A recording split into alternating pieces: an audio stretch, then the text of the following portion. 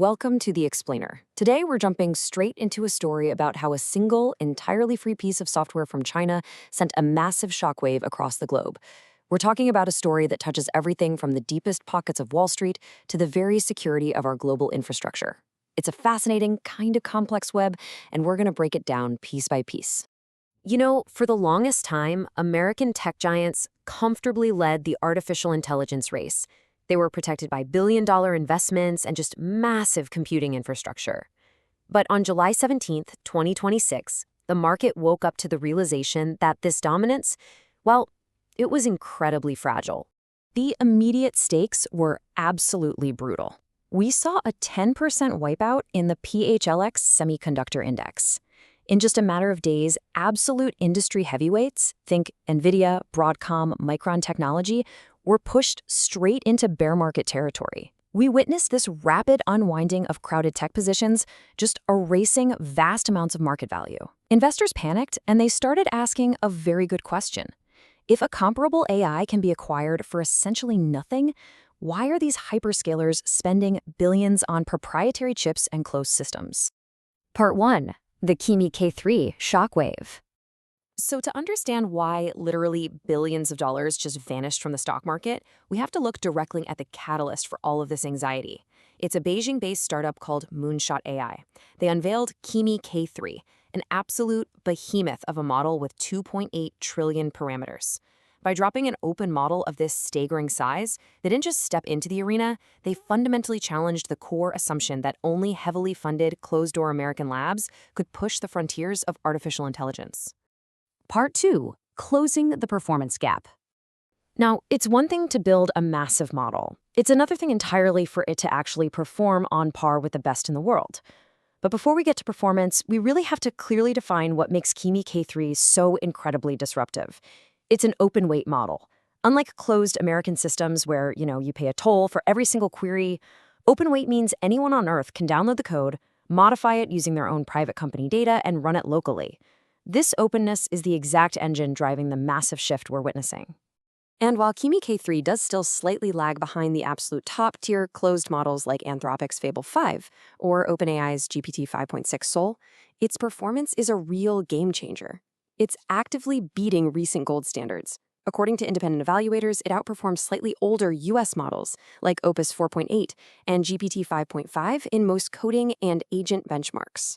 When a completely free model beats systems that just a few months ago were considered the absolute apex of the industry, everyone takes notice. This rapid iteration points to a deeply concerning trend that was mapped out by the UK's AI Security Institute. Back in 2025, the general consensus was that China was roughly 6 to 10 months behind the US, but with the rapid succession of releases, from ZAI's GLM 5.2 to Moonshot's Kimi K3 in July 2026, that technological gap has drastically shrunk. We're talking down to as little as 4 months. The sheer pace of the catch-up here is what's truly breathtaking. Part 3. The economics of open source. With that technology gap nearly closed, corporate America is pivoting hard, and it's for one simple reason: margins. U.S. startups using AI routing tools are reporting up to a staggering 95% savings on computing costs. How? Simply by steering their routine tasks to these free, open-source Chinese models instead of the American proprietary ones.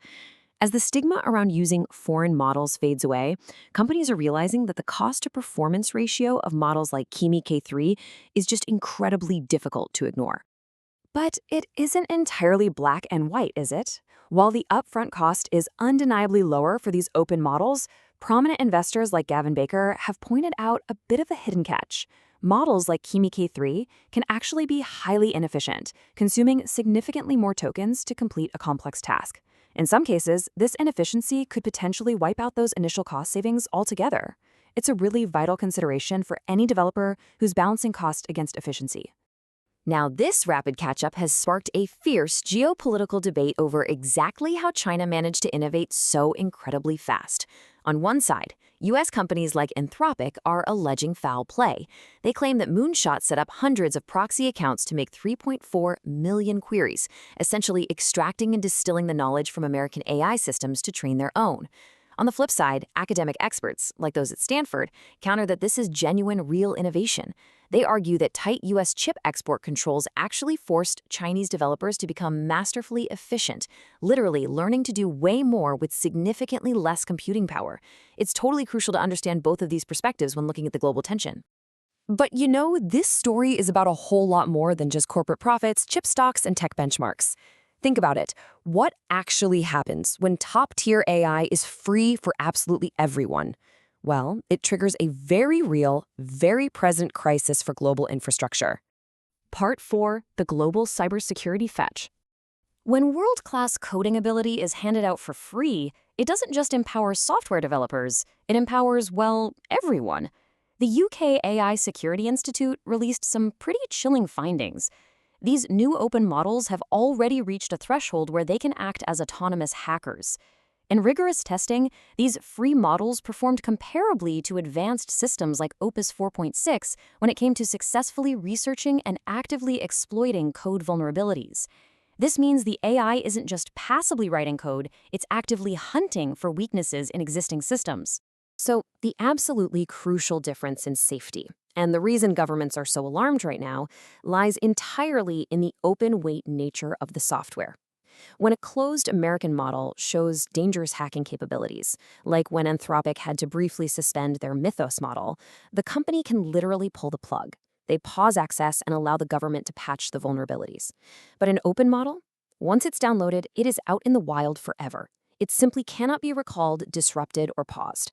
What this means on a purely practical level is a fundamentally altered threat landscape. We are talking about unrecallable AI systems autonomously hunting for vulnerabilities in the banking networks that hold your money and the power grids that keep your lights on. Because the AI works tirelessly and instantly, companies are facing drastically shortened timeframes to secure their systems before they're completely overwhelmed. And since the models are open, those traditional safety safeguards implemented by the original developers, they can be easily stripped away by bad actors. I'm going to leave you with this final, rather provocative thought to chew on as you digest this explainer. Governments around the world are currently scrambling to draft legislation and regulate advanced AI to protect national security. But when a model with the capability to autonomously hack a power grid can be downloaded onto a hard drive for free by literally anyone on Earth, is it already far too late to put the open source genie back in the bottle? Thanks for joining me on this explainer, and we'll see you next time.